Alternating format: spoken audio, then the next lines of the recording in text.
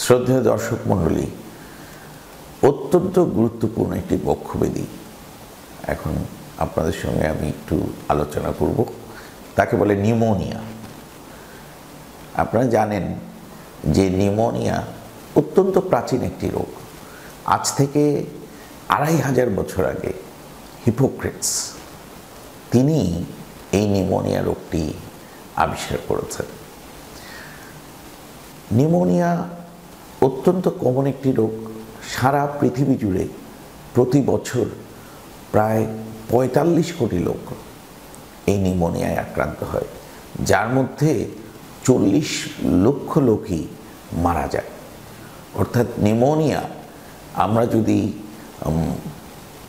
আমাদের মৃত্যুর কারণ হিসেবে চিহ্নিত করি, তাহলে একটি প্রধানতম কারণ হচ্ছে মৃত্যুর এই নিউমোনিয়া, বিশেষ করে শিশুদের ক্ষেত্রে এবং বয়োবৃদ্ধদের ক্ষেত্রে। নিউমোনিয়া পুরুষদের বেশি হয়।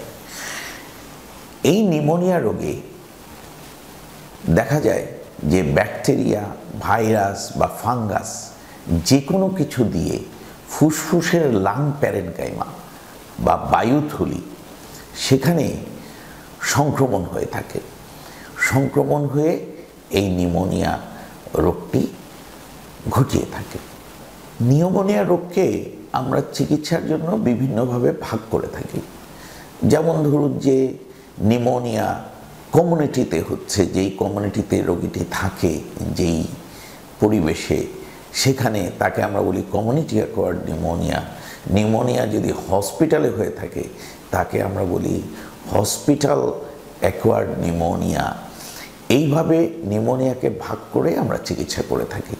পাশাপাশি কোনো নিউমোনিয়া যদি আবার ভাইরাস দিয়ে হয়ে থাকে তাকে আমরা ভাইরাল নিউমোনিয়া বলি, ব্যাকটেরিয়া দিয়ে হয়ে থাকলে ব্যাকটেরিয়াল নিউমোনিয়া বলে থাকি। এবং এইভাবেই আমরা নিউমোনিয়াকে চিহ্নিত করে সঠিক চিকিৎসা দিয়ে থাকি। ফুসফুসে জীবাণু সংক্রমণ করার জন্যে ফুসফুসে জীবাণু কিভাবে প্রবেশ করবে তার কিন্তু বিভিন্ন পথ আছে। সবচেয়ে কমন যেই পথ সেটি হচ্ছে অ্যাসপিরেশন। যেমন আমরা এই নিয়মিত আমরা যে খাবার গ্রহণ করি, সেই খাবার গ্রহণের সময় খাবার কিন্তু আমাদের শ্বাসনালীতে ঢুকে যেতে পারে, এবং শ্বাসনালীতে যদি খাবার ঢুকে যায় সেখানে কিন্তু জীবাণুর সংক্রমণ হয়ে সেখানে জীবাণু বংশবিস্তার করে নিউমোনিয়া করতে পারে। আরেকটি হচ্ছে আমরা যেই নাসিকা পথে আমরা নিয়মিত যে শ্বাস প্রশ্বাস নিই, যেই বাতাস ফুসফুসে ঢুকে যায়, সেই বাতাসের সঙ্গে কিন্তু আমাদের ফুসফুসে জীবাণু ঢুকে যেতে পারে।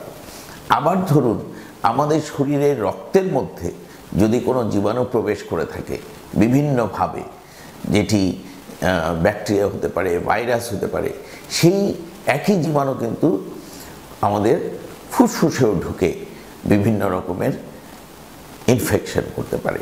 আবার ধরুন যে ফুসফুসের পাশে যেই অর্গ্যান, যেমন মনে করেন লিভারে যদি কোনো রকম ইনফেকশন হয়ে থাকে, সেই জীবাণু কিন্তু যেহেতু লিভার ফুসফুসের ঠিক নিচেই অবস্থান করে, সেটি গিয়ে ফুসফুসেও সংক্রমণ করতে পারে।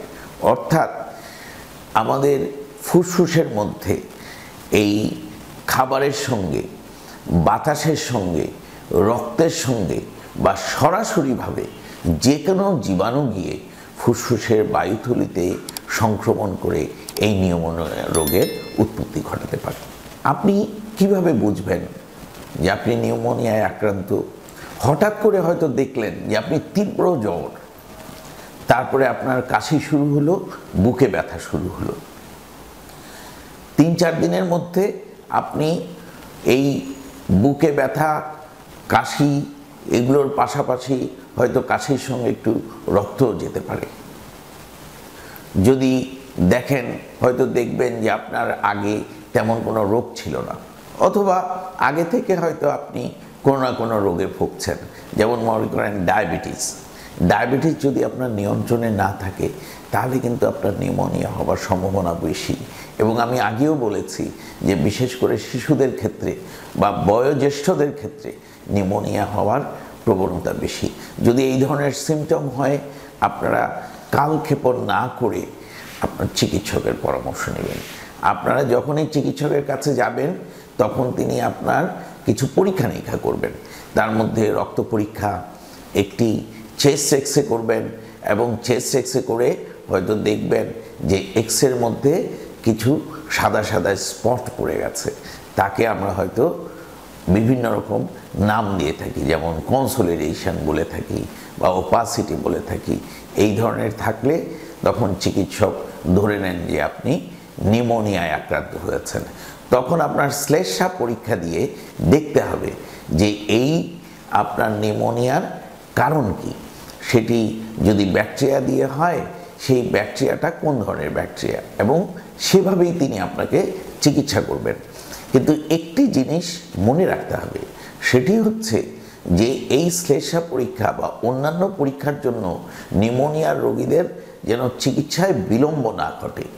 শুরুতেই যখন আপনি বুঝবেন, সন্দেহ করবেন নিউমোনিয়া, তখনই কিন্তু আপনাকে অ্যান্টিবায়োটিক শুরু করে দিতে হবে, না হয় নিউমোনিয়ার বিভিন্ন রকম জটিলতা দেখা দিবে।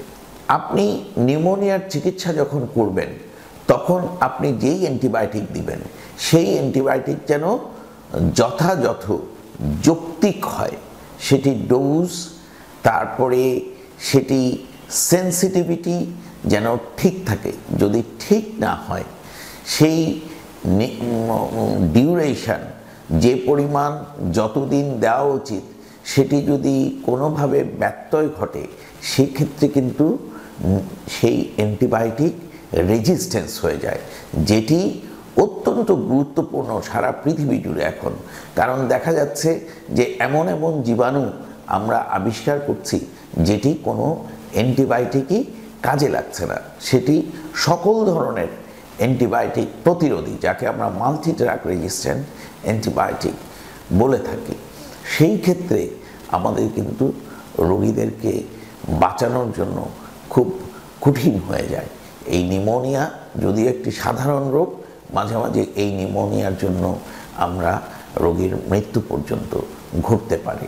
অনেক সময় নিউমোনিয়া রোগীদের, বিশেষ করে সেই নিউমোনিয়া রোগী যদি ধূমপায়ী হন, তিনি যদি বয়সী হন, সেই নিউমোনিয়ার আড়ালে হয়তো ফুসফুসে ক্যান্সার লুকিয়ে থাকে। যদি সেরকম হয় যে আপনি চিকিৎসা দিচ্ছেন কিন্তু নিউমোনিয়া ভালো হচ্ছে না, সেই ক্ষেত্রে অবশ্যই কিন্তু রোগীকে আপনার একটি সিটি স্ক্যান করে দেখতে হবে যে এটি কি শুধুই নিউমোনিয়া না সঙ্গে অন্য কোনো রোগও আছে। আরেকটি বিষয় মনে রাখবেন, যদি গর্ভবতী মায়েদের ক্ষেত্রে অনেক সময় নিউমোনিয়া হয়ে থাকে, সেই ক্ষেত্রে কিন্তু আমরা রোগীর এক্সরে করা যাবে না, যেটি গর্ভস্থ ভ্রূণের জন্য ক্ষতিকর হতে পারে। সেই ক্ষেত্রে রোগীকে আমরা আলট্রাসোনোগ্রামের মাধ্যমে দেখব যে তার ফুসফুসে নিউমোনিয়া আছে কিনা। নিউমোনিয়া যথাযথভাবে যদি চিকিৎসা না করি, তাহলে কিন্তু নিউমোনিয়ার এই জীবাণু সারা শরীরে ছড়িয়ে যেতে পারে এবং বিভিন্ন রকম জটিলতা দেখা দিতে পারে। সবচেয়ে কমন যে জটিলতা, সেটি হচ্ছে ফুসফুসে পানি জমে যাওয়া, যাকে বলে প্লুরাল এফিউশন বা প্যারানাইমিনিক এফিউশন। যদি রোগী দেখা গেল চিকিৎসা দেওয়ার পরও সুস্থ হচ্ছেন না, তার জ্বর থেকেই যাচ্ছে, কাশি থেকেই যাচ্ছে, সেই ক্ষেত্রে কিন্তু আমাদের আবার দেখতে হবে ফুসফুসে পানি জমে গেল কিনা। যদি ফুসফুসে পানি জমে যায়, সেই অ্যান্টিবায়োটিকের পাশাপাশি অবশ্যই তার পানি নিঃসরণের জন্য টিউব দিয়ে ড্রেন করে তবেই চিকিৎসা দিতে হবে। চিকিৎসার পাশাপাশি নিউমোনিয়া প্রতিরোধ অত্যন্ত জরুরি। যারা বিভিন্ন রকম রোগে ভুগছেন, বিশেষ করে ডায়াবেটিস, হার্টের অসুখ, কিডনির অসুখ, যারা শিশু বা বয়োজ্যেষ্ঠ, তাদেরকে নিউমোনিয়া প্রতিরোধের জন্য অবশ্যই ফুসফুসের স্বাস্থ্যের দিকে নজর রাখতে হবে।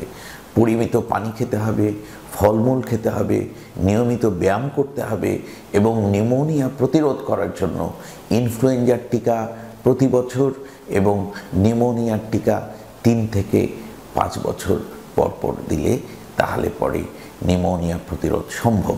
আপনি সুস্থ থাকুন এবং নিউমোনিয়াকে প্রতিরোধ করুন।